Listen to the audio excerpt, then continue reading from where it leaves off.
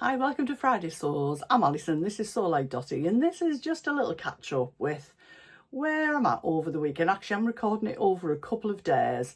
I'll be in different outfits, hair, makeup, that kind of thing. Yeah, it's been quite a busy sewing week, and it is quite a busy sewing week for me. So at the weekend, I was at the Coastal Social, which Lou and Lynn run. Lynn is one of my sewing friends that I go on retreats with, but I've never been able to go because it's on a Saturday. So here are some of the views from that gorgeous room there. It's just at the Fish Quay at North Shields. Had a lovely time, lovely to catch up with some people that I don't normally get to see all of the time. And then on Sunday was the Stitch In Tyne social at Tesco at Kingston Park, which I run with Mags and Dawn. So it was a couple of busy days. Really nice to catch up with everybody. Julie, kind of tend to only get to see when I was there, so it was lovely to see you. So I thought I'd share the mix that I made over those couple of days with you, and this is the Atelier Jupe blouse that if you didn't catch my vlog on Wednesday, go back, I'll put a little card in, go back and revisit it because it's a brand new blouse launch and I'm totally a convert to Atelier Jupe. It was the first time I'd made one of those patterns. Okay, so I'm now starting to work my way through my autumn plans, my makes.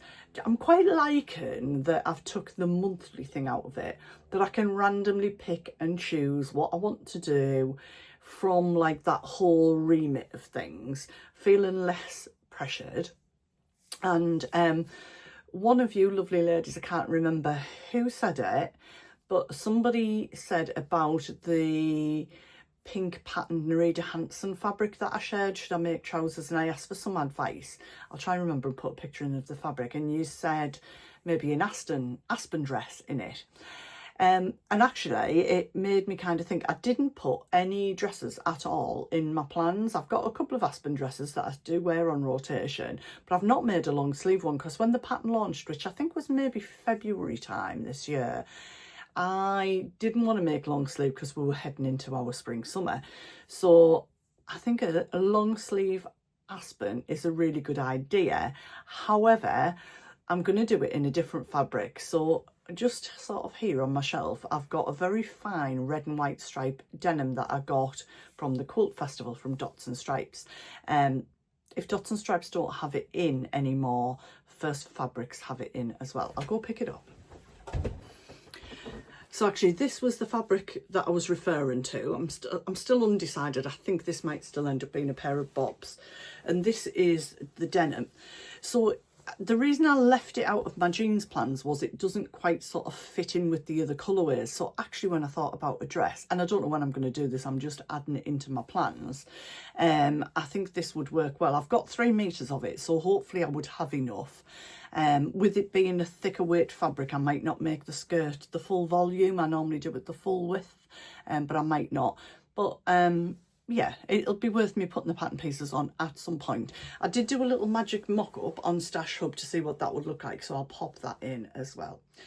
Okay, so I know that's a bit of sidetrack, but I thought I would just show you that. So the first garment to show you that I made, very simple make, I made this on Saturday, is the Tilly and the Buttons Drew, which I made in the, I call it the Tiger, but I don't think it's called Tiger. I'll put the name of the fabric on the screen. Absolutely gorgeous. I adore it. I did sort of fussy cut it, so I got this exactly where I wanted it. I didn't want it sort of between my chest. I didn't want it on my tummy. I wanted it here. So I did the front first, and then with the back, I've just managed to get one there, and then in a similar position on each sleeve. I think one's slightly low, there's one on each sleeve. So that was 1.5 meters of this fabric. I'll put a link to the fabric in the description box. All the links will always be in the description boxes. I went with the teal rib, which I'm really pleased with. It's worked very, very well. I'm very happy with that, and at some point I'd like to get some teal, maybe cord, to do a skirt or a pair of trousers with, I think, as well. That's in my vision for the season. And I've got some pictures of it today. So I make a size 7 in this. I would recommend, if you're going to make the Tilly and the Buttons Drew, to drop down by 2 sizes. That works very well for me. I go between the regular length and the cropped length. So I think I do the cropped length plus 2 inches. You'll see on the pictures where it sits with me with my jeans. I'm 5'6", but I'm sort of slightly longer bodied. So if I bought anything like swimwear or a bodysuit, I would have to, it's too short bodied. If I'm making it, I've got to lengthen the body. Hope that makes sense. Just to give you a bit of perspective on size. It's a raglan sleeve. A lot of people were making them when it came out last year. I think in this busy fabric you don't sort of notice the raglan sleeve as much, but the wider sleeve, and I'm absolutely really pleased with this. It's a cotton viscose from Beyond the Pink Door. So as I say, I'll drop links to the pattern and the fabric in the description box. So I'll have dropped some pictures in. Hope you like those pictures. We just went to a National Trust property that's quite nearby us. It was actually closed, but the grounds were open. We didn't want to go in. We've been earlier this year. So the second thing that I made over the weekend, started Saturday, finished Sunday, was this pair of bob pants. So I did say that First Fabrics have this in, but actually I was in there today and I think theirs is a lighter, maybe a cotton one. It didn't feel like this cotton poplin, and the rest of the fabric that was left I did put on my shelf, and then I thought I'm not going to make a top to go with it, so I destashed it to the Tesco social. So I just make a standard fit in the bob pants. There's no, I don't put any pockets in them, and you could put side seam where you've got the normal pockets, but what I do is I put the elastic all the way around, but then I flatten out the front. So I've got a very flat fronted pair of trousers, and I just do all of my stretchiness in the back. And I find this just takes a little bit of fabric out of the front, gives me a nicer sort of silhouette. Is that the right word, at the front? I know some people find the bobs very oversized as a barrel leg. I personally don't, but I think I mentioned this the other day. I am quite, what my mum would have called it, heavy set in the leg. I've got big legs. So actually I find the shape of it suits me very much. If you find it too much, some people use the Barry's Stylark pattern instead of the Stylark bobs. But this is my third pair and I absolutely love them. I'll try and pop on a pale pink jumper that I've got so I can show you these together. So I'm going to clock off for now, and then I'll be back again and show you, probably in a different outfit, the what else I've made this week. Obviously I made this, so check this out if you haven't already. It's the shirt. I'm not going to go into any details because I've gone into quite a bit of detail on a totally separate vlog, so please check that out. It's this pattern just here. Absolutely love it. I'll see you soon. Hi, welcome back. It's been a few days, and not that I didn't want to come on and chat, it's just that time sometimes gets away with you, doesn't it? But I've been busy making, and I wanted to share what I've been up to. So where should I start? I think I'll start with what's in front of me. So you might remember, if you watched my like seasonal plans, my autumn plans video, I mentioned I wanted to make a bestie bag with faux leather. Not sewn with faux leather before. This is like a, I don't know what you call it, like a crisscross grain.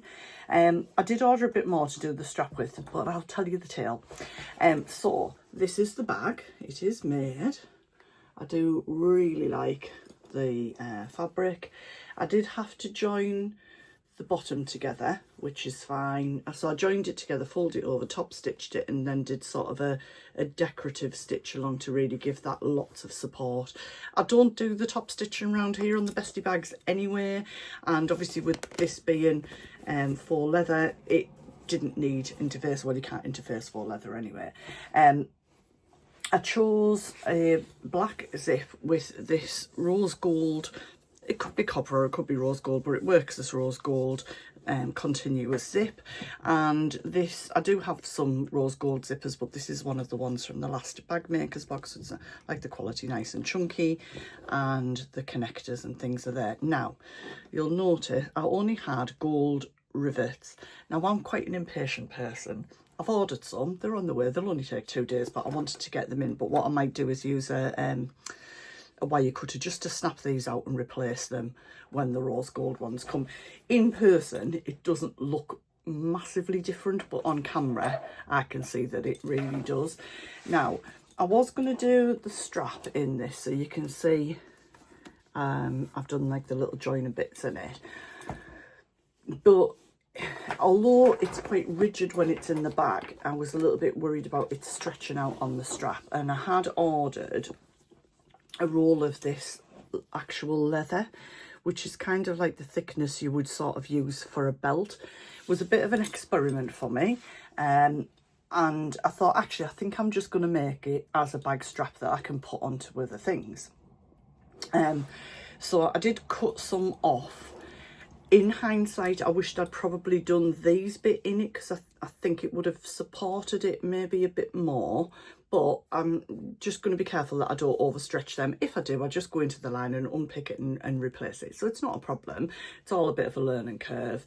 I love the rose gold, and this worked really well. The only thing with the rose gold sliders that I had were the 38mm, but they weren't very chunky ones, so it wasn't gonna have the capacity to be an adjustable strap.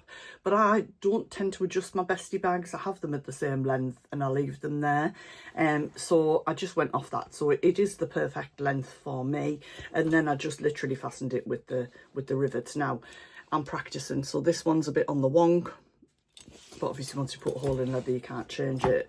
This one's marginally better. I'm getting these two all right. It's when I'm doing the second row, and I have got a little ruler that I didn't mark them out with, but I think it's when I go to put the hole in, it's lining those up. I'm okay with that. It's a learning curve. I lined it with some fabric that I got from the swaps table at our Stitch In Tyne Tesco social. So this was out of one of the Fabric Godmother boxes. I've just done the large pocket, but I've done a separation stitch. What I actually did was, if you imagine, obviously it needs filling up and pushing out, so it does have the proper curve of the bestie, as you can see, but it's yeah, I need to stuff it with some stuff. So imagine this is the curve of the bestie bag pattern. What I did was, sorry, I'm going to talk behind it so you can see. I cut a piece that was slightly shorter. I cut two, joined them together, turned them over, and then joined it to the bigger piece and then stitched down the middle. I know there is a pattern piece, but that's just the way that I did it.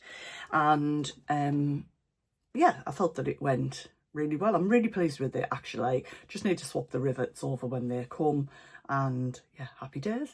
But I'm really pleased with how my brother machined. So I've got a brother VQ2. I'm really pleased with how it handled that. I used a Microtex needle, and yeah, it sewed through it absolutely no problem whatsoever. So I was very impressed by that, because it's not necessarily a machine that's designed for bag handling, but you know, if it struggles with things, I've got my Singer as well, so we'll cope, we'll manage. Hi, so I'm just popping on. If you think, why is there a bit, I did record the weekend bit and then I couldn't find it, so I've had to re-record it. If you just wonder, think it's a bit random, more random than I usually am. So I'm just popping in to sort of wrap up my week a little bit early. It's a Wednesday. I've just got a couple of socials today. I was going to sew to him, but I've moved it because I'm having a bit of a I've got a pain in the back, and I don't know if I pulled my back or if it's my kidney. So I'm just having in between my socials, having an easy day. So I wanted to get this wrapped up and finished. So I hope you like. This week's been busy. I've made this blouse, I've made the bob pants, I've made the Drew sweatshirt, and I've made the handbag. I've also got a skirt cut out that I'm ready to start on whenever I went for matching thread for that today.